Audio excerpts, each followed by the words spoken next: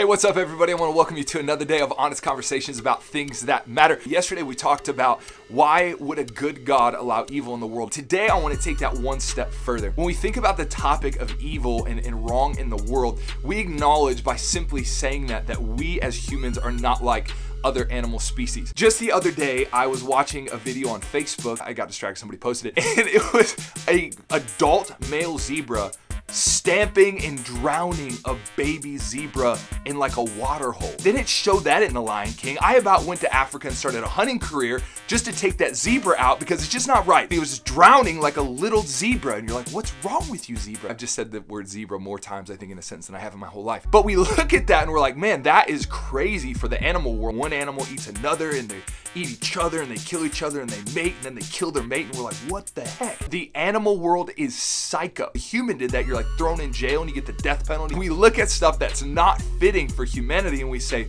that's evil. We look at people who are terrorizing people around the world and we say, that's evil. We look at people who have cut other people's heads off and we say, that's evil. It's this understanding that as humanity, there's a higher standard of living, a higher standard of life, and we look at people who do wrong and we look at them and we're like, man, that is evil, that is wicked, that is awful. There's no place for that in humanity or society. We look at God and we're like, God, why don't you get rid of this evil? Why don't you get rid of these people? And there's this understanding in our heart that justice needs to be served. And I think a lot of times in our own life, taking that from a grand scale and bringing it to a more personal scale, we feel that in our own hearts, that when people do wrong to us, we're like, man, they need to get what they gave to me. You did wrong to me. You stole from me. You hurt me. You abused me. You did these things. It's something needs to happen to you in justice. One of the things that's interesting is that cry for justice inside of us is actually one of the greater proofs that God exists. You don't see any other animal in the animal kingdom in all of the world crying for justice, going to like a higher authority or a person in their species to like judge the other animal. It just doesn't happen. But with humans, we understand that justice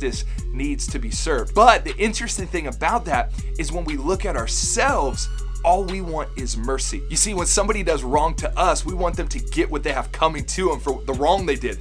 But when we do that same thing to another person, we want mercy and we ask for forgiveness and we say we're sorry, and we get hurt when people don't let it go and they hold it against us. We want judgment and we want mercy for ourselves. When we ask this question of how could a loving God allow evil to exist? Why doesn't he judge the people who do wrong? Why doesn't he get rid of evil? The question is, do you want to be included in that solution? The Bible talks about this. It says that all have sinned and fallen short of the glory of God. In front of a perfect God, all of us have fallen short and all of us deserve justice. And I think that's one of the things that's so interesting as we look and we're like, how could a loving God send people to hell? But then we could look at people who do wrong to us and we say, you can go to fill in the blank. What this shows is that we want mercy for ourselves and we can't even comprehend the idea of judgment and justice coming against us. But we cast judgment and want justice on other people for the wrong they've done to us and the wrong they've done for the world. The question is simply this: where is the line drawn on what God is going to judge right now? The Bible does talk about justice, that God is a God of justice. A lot of times people like to overlook that. They're like, man, God is a God of love and I can do what I want and all that kind of stuff. But in reality, that's not the message of the Bible. God is a God of justice. The wrong that people have done, there's this idea that no, you will be held accountable before God for that you've done wrong. The interesting thing about that is God is also a God of mercy, that he wants people to walk in forgiveness and walk in restoration with him and with other people. And so he extends mercy and forgiveness for that wrong, not holding against people what they deserve. So I heard this story once that illustrates this perfectly. There's once a chief in a village, and one night, right before the harvest was about to happen, this was really important because his village lived off the harvest, a bunch of the villagers came to his hut and they said, Chief, you won't even believe it, but we went out to check the fields to prepare for the harvest tomorrow. All of the crops have been stolen. We have no clue where the harvest is. We don't know what we're going to sell to live off of. We don't know what we're going to eat. The chief was infuriated. He said, this is wrong. Whoever stole this is hurting our village. Whoever stole this is only thinking of themselves, and there must be judgment upon this person. Justice has to be served. If this ever happens again and we catch the person who did this, they are going to be beaten and punished within an inch of their life. A year passes, the people plant their crops again, and it comes time for harvest season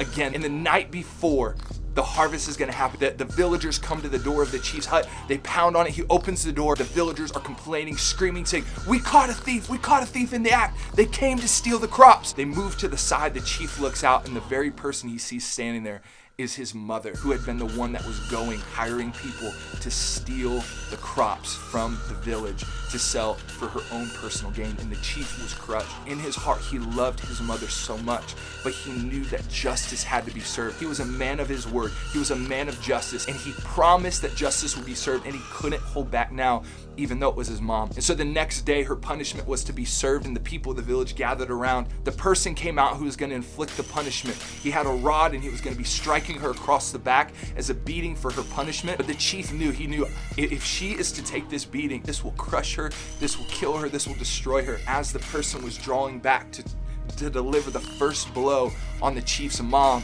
there was a gasp in the whole village. What they witnessed was the chief stripping off his outer cloak, wrapping his arms around his mother, and taking the beating upon his back while he embraced his mother. It was an unbelievable act of love that the people were witnessing, all the while they were witnessing justice happening at the same time. One of the most beautiful pictures of this is actually found in the person of Jesus. Just a week ago from when this video is being shot, we celebrated Easter candy and the Easter bunny, but really Easter centered around the story of Jesus' death and resurrection. The death part is what I want to talk about, and that's simply so important because it's the convergence of God's heart of justice and God's heart of mercy and love coming together in one. You see, the reality is that when Jesus died on the cross, every single one of us deserved to be on that cross. He was the only one who didn't deserve it. And because he stepped in and took our place, mercy was given and still is extended to us, just like the chief extended mercy to his mother by taking the beating upon himself. Are you a person who wants justice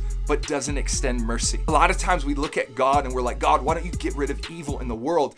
But we don't want to be included in the evil that we want him to get rid of. It's always somebody who did something worse than us. But at what point do we acknowledge that in front of a perfect God, we all deserve justice against us? So my question for you is this: are you a person that looks at the wrong of other people and cries for judgment and justice against them, while you yourself are wanting mercy for the wrongs you've done? How does the example of Jesus and what he did challenge the way you're living your life right now? I hope that this conversation was something that got your mind thinking differently about God getting rid of evil in the world, why he might be holding back. Have a great day, you guys. Thank you for joining me today for honest conversations about things that matter. Y'all are the best. See you tomorrow. Peace out.